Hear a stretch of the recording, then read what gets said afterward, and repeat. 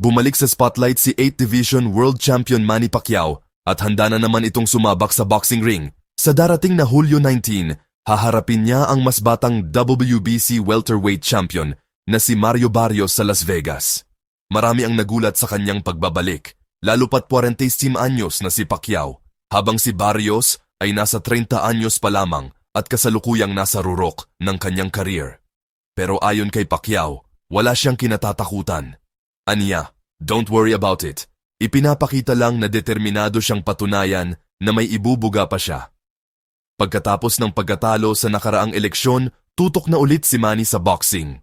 Dumating na siya sa Amerika at agad na nag-ensayo sa Wildcard Gym sa California, kasama ang matagal na niyang trainer na si Freddie Roach. Sa social media post ni Roach, makikitang masaya at kumpiyansa sila sa panibagong laban ni Pacquiao. Ikaw, ano sa tingin mo?